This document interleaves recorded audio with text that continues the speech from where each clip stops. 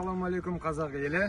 Мынау сізге Қазақстан Республикасының президенті Қасым-Жомарт Тоқаев, Қазақстан Республикасының президенті, Республикасының энергетика министрі Алмас Адам Сатқалиевке Қазақстан Республикасы бәсекелестік қорғау және дамыту агенттігінің Қазақстан Республикасы қаржы мониторинг агенттігі, Қазақстан Республикасының қаржы мониторинг агенттігі сыбайлас жемқорлыққа қарсы күрес үшін.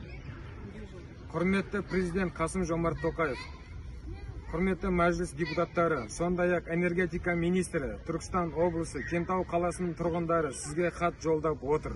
2023 жылдың 13-15 желтоқсанында қаламызда қатты желдің салдарынан су, жарық, жылу және интернет бір мезгілінде өшіп қалды. Бүгін 2024 жылдың 6 қаңтары, бірақ 5 ЖЭО әлі күнге дейін жылу, энергетик өкілі әлі күнге дейін жылу беруді қалпына келтіре алмай жатыр. Пәтерлерде күн суық, әсіресе 4-5 қабаттардың тұрғындары зардап шегуде. Сондықтан олар жылуыны үшін электр құрылғыларын қосуға мәжбүр. Электр құрылғылары қосылған сайын электр энергиясының құны табиғи түрде өседі. Ал электр энергиясының тарифі 2023 жылдың қарашасынан бастап айтарлықтай өсіп, Кентау қаласының әлеуметтік осал санаттағы қала мұнда көптеген отбасылар жәрдемақы, зейнетақы және АЕК төлемдерін өмір сүруде. Бұл қалада ер адамдар үшін жұмыс іс жүзінде жоқ. Біздің асыраушыларымыз асуымен жұмыс істеуге мәжбүр. 2023 жылдың 19 желтоқсанында Кентау қаласының тұрғындары әкімдік ғимаратында жиын өткізіп, тұрғындарға тарифтік көтерілу туралы ешкім ескертпегендіктен жылумен қамтуды толық қалпына келтіруді және электр энергиясы тарифін төмендетуді талап етті. Желтоқсанның 26 күні Жастар сарайының ғимаратында әкімнің орынбасары Ысқақов Қуаныш қала әкім белгісіз себептермен келмей қалды. Жүргізген кезекті жиын өтті. Жиынға әкімдік өкілдері, мәслихат депутаттары, оңтүстік жарықтық өкілдері, облыстық энергетика басқармасының өкілдері, нөмір 5 ЖЭО Кентау қаласының тұрғын үйі коммуналдық шаруашылығы өкілдері, сондай-ақ қала актив ретінде тұрғындары сайлаған қала тұрғындары қатысты. Қала тұрғындары ретінде біздің тарапымыздан мынадай сұрақтар қойылды.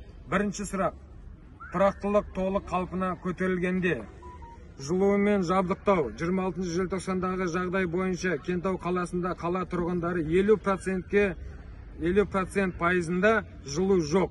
Электр энергиясы тарифінің көтерілу себептері және электр энергиясының тарифі төмендеу талабы. Біз сондай-ақ 2023 жылы 15 желтоқсанда орын алған төтенше жағдайлардың себептерін тексеру хаттамаларын талап еттік. Бүгін 2024 жылдан 6 қаңтарында тұрғындар ретінде бізді мүлде елеусіз қалдырады. 2023 жылдағы 26 желтоқсанға өткен жиналысты хаттамасы әлі күнге дейін бізге берілмеді.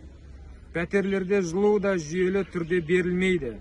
Бұл айтарлықтай энергия шығындары әкеледі. Қойылған сауалдарға бірде-бір ресми жауап алған жоқпыз. Құрметті президент Қасым-Жомарт Кемелұлы, сізге Кентау қаласының тұрғындары жолауы электр энергиясының тарифтерінің мөлшерін қараңыздар. Бұл тарифтерді төмендетуді талап етеміз. Тарифтен қатты көтерілген, олар ақылға қонымды емес. Қарапайым тұрғынның қалтасы 13 желтоқсаннан бері пәтерлерімізде тұрақты жылу болмағандықтан Кентау қаласындағы нөмір 5 ЖЭО-ның жұмысының мықты тексеруді талап етеміз.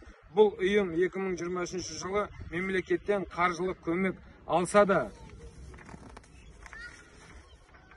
2024 жылдың 4 қаңтарында парламент мәжілісінің депутаттары Әбдиев Ерланмен кездесуге қол жеткіздік.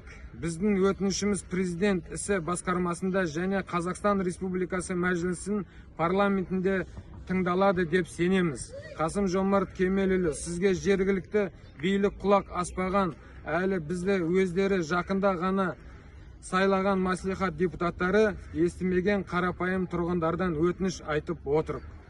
Талап етеміз. Талап етеміз. Талап етеміз.